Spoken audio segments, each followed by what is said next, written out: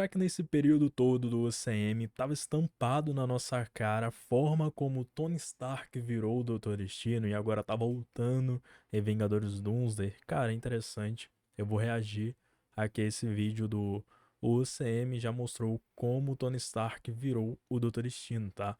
Eu ainda não assisti esse vídeo, vai ser um react aqui, tá? Então vamos lá, é do canal Brian Oliveira, é que eu tô na frente aqui, né? Mas se eu virar aqui, ó, Brian Oliveira, tá? Apareceu aqui pra mim, recomendou. Então eu vou assistir aqui junto com vocês, fazer o react e vamos lá. No período que o vídeo estiver passando, eu vou mutar o microfone porque o som tá saindo na caixa de som. Então pode ser que duplique aqui, né? O áudio saia duplicado. Então não é isso que a gente quer, né? Então vamos lá. Já não esquece de deixar o gostei, se inscrever e vamos nessa. Caminhado na direção dele.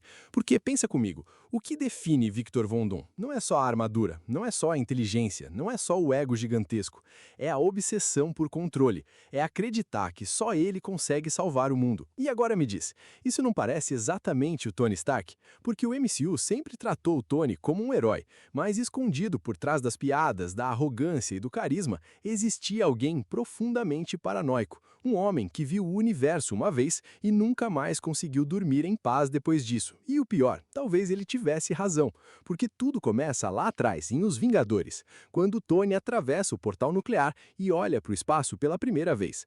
Muita gente acha que aquilo foi só uma cena épica. Não foi. Cara, isso daqui foi absurdo. Uma cena em 2012 meio que gerou tudo isso que aconteceu no UCM, o Thanos vindo, a preocupação do Tony Stark.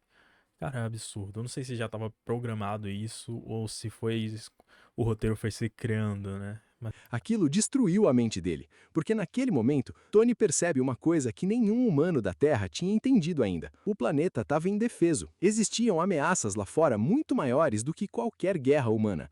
E é exatamente ali que nasce o medo que começa a consumir ele lentamente. Repara no que acontece depois disso. Em Homem de Ferro 3, ele já está completamente obcecado, construindo armadura sem parar, dormindo dentro dos trajes, sofrendo ataques de ansiedade. E isso parece só trauma, até você perceber uma coisa: o Tony não estava tentando proteger só a si mesmo, ele estava tentando criar controle absoluto, porque o maior medo do Tony nunca foi morrer, o maior medo dele essa cena aqui gerou no cinema aquela reação. Ih, rapaz, agora ele vai de F, né? É absurdo essa cena aqui.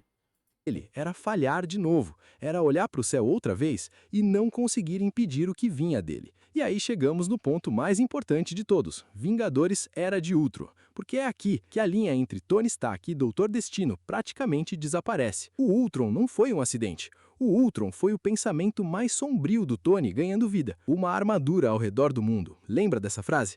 Porque ela muda tudo. O Tony queria criar um sistema capaz de proteger a Terra sem depender dos Vingadores, sem depender de governos, sem depender das pessoas. E isso parece heróico no começo, até você perceber o que isso realmente significa. Vigilância total, controle total, poder total. Exatamente a mentalidade do Doutor Destino. E o mais assustador, o Tony começa a acreditar cada vez mais que só ele consegue fazer o que precisa ser feito. Isso fica ainda mais claro em Capitão América Guerra Civil. Enquanto o Capitão América acredita em liberdade, Tony começa a acreditar em supervisão, em controle, em imposição. E aqui existe um detalhe genial que quase ninguém percebeu. O conflito entre Steve e Tony não é só político, é filosófico. Steve acredita que as pessoas devem ter escolha. Tony acredita que escolhas levam ao caos. E isso é exatamente o pensamento de Victor Von Doom nos quadrinhos. Mas o MCU foi ainda mais cruel com o Tony, porque toda vez que ele tenta controlar o futuro, ele falha. Ele cria Ultron e quase destrói o planeta. Ele assina os acordos de Sokovia e destrói os Vingadores. Ele tenta proteger Peter Parker e coloca o garoto em guerra. E cada fracasso piora a mesma doença emocional, a necessidade desesperada de controle. Só que aí acontece Vingadores Guerra Infinita, e é aqui que tudo fica assustador.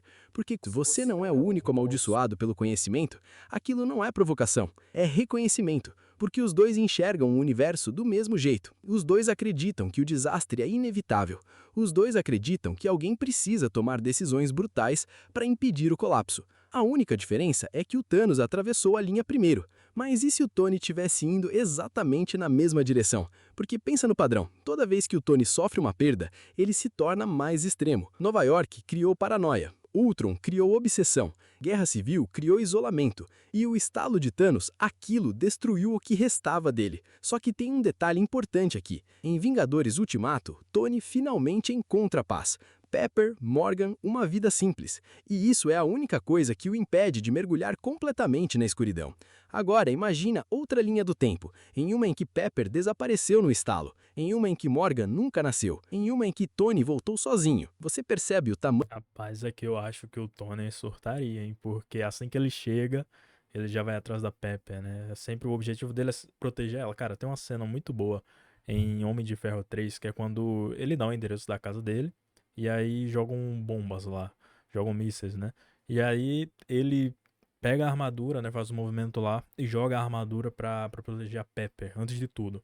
Cara, essa cena é incrível, em câmera lenta e tal, é absurdo. Imagina, ele perde a Pepper, cara. E depois ele perde a. Ele não podia perder elas, né? Com uma condição, né? Que ele ia participar do plano, mas contanto que eles não perder, que ele não perdesse aquilo que ele tinha. A Pepper e a Morgan. Disso, porque sem família, sem amor, sem equilíbrio, sobraria apenas a obsessão, apenas o homem que acredita que precisa salvar tudo sozinho. E é exatamente assim que nasce o Doutor Destino, não como um vilão comum, mas como alguém que sinceramente acredita estar salvando o mundo. E talvez seja por isso que a Marvel escolheu trazer Robert Downey Jr. de volta, justamente como Doom.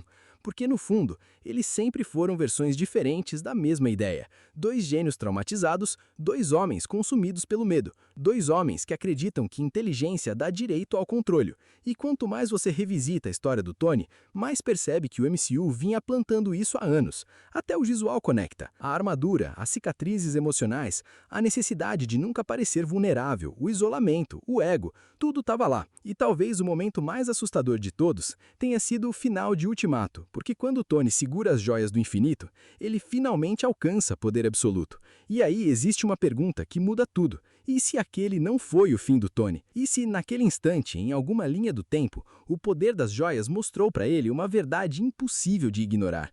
Uma realidade onde os heróis sempre falham, onde o multiverso sempre colapsa, onde liberdade sempre leva ao caos. Porque se Tony viu isso, então talvez ele tenha tomado uma decisão diferente. Não destruir o poder, não abandonar o controle, mas usar tudo aquilo para salvar o universo do jeito dele. E é exatamente assim que Victor Von Doom pensa. O problema nunca foi maldade. O problema sempre foi acreditar que só ele sabia o que era melhor para todos. E, sinceramente, isso soa muito mais com Tony Stark do que as pessoas gostariam de admitir. E agora, eu quero saber a sua teoria. Em qual momento Tony Stark começou a se aproximar do Doutor Destino? Foi em Nova York, em Ultron, em Guerra Civil? Já finalizou por aqui, né? Deixa o like você também. E, cara, é o seguinte, eu acredito que a volta, cara, foi um bom storytelling pra conectar a volta do Tony Stark, né, como um Victor Von Doom, o Doutor Destino, mas foi um bom storytelling, não tem como negar isso. Mas eu acredito que tudo isso foi por conta do fracasso.